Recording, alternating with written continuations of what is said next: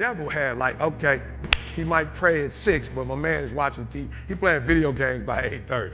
It's not that I'm sweeter than nobody. The devil can't get to me because all my time is taken up. And by the time he get to me, I'm asleep. I'm too asleep to say it.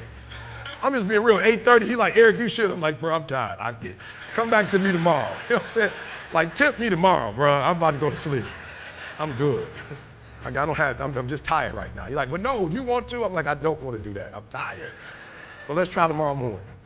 Right, I'm being real. I get up at 8 o'clock in the morning. I'm sure he there like, I'm 3 o'clock in the morning. I'm sure he there like, yo, E, go back to sleep. Listen to me, I promise y'all. I got up the other day like at 3 o'clock in the morning, and I woke up and I was just walking around like, I was like, I'm so tired.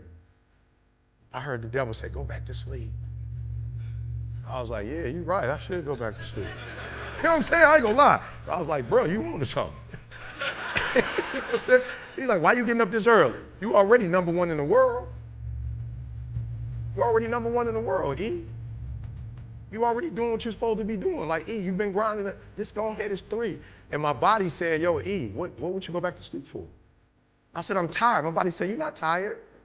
I said, well, why would you say I'm not tired? He said, because you woke up without an alarm clock. Selfish kid. I stopped being like my 4-year-old son. And for the first time in my life, I stopped thinking everything was just about Inky Johnson, and I realized my existence on this earth is a lot bigger than me. I realized my lineage and my family, when I step outside of my door in the morning, what I represent is a lot bigger than me. And so the thing I had to understand, every day I woke up and everything that I was a part of, I first had to understand I was representing a lot more than myself. I first had to start living by 2 words, honor and legacy. And what I mean by honor and legacy, you honor the ones that paved the way for you. And you leave a legacy for the ones that's coming behind you. We just have it right now. While we're a part of something right now, somebody has came before us and paved the way, and somebody will come after us. And so while we have it, how can we do it in such a way that we leave a legacy for the ones that's coming behind us, and we honor the ones that paved the way for us? And so everything I did, I took a certain level of pride in it. People thought I just wanted to be a great football player. What they didn't understand about Inky Johnson was this: I could have washed cars. I guarantee you, I would have been the best car washer there was in the world. Because the thing I understood, I wasn't just representing myself. It wasn't just about me. Everything that I did, I shifted my mindset from me to we. Now I was operating with a spirit of collective character, meaning it didn't matter what I did individually.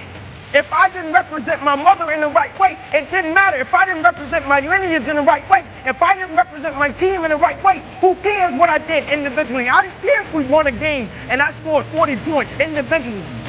Who cares? I shifted from me to we. And so everything I started to do, I was thinking about my family, I was thinking about my community, I was thinking about my friends in a different way. And I will never forget, I got to high school. And nobody in my family had ever been to college. They all dropped out, ended up in prison. My high school, the name of it was Kim High School in Atlanta. They used to call it Climb High. They used to shoot teachers. And my first day, I walked through the metal detector. And a cop was standing on the other end of the metal detector. And he said, what is your plan, little man? I said, my plan is to go to Division I. He said, no, you'll probably go to cell block D1. I said, no, you got the wrong guy. He said, I heard that before. Your uncles came through and said the same thing. I said, no, I'm telling you, you got the wrong guy. You know the first person I went to see when I got my scholarship papers? But you know the most amazing thing happened? It wasn't that I went to college. I had 3 little cousins sleeping on that same floor that went to college.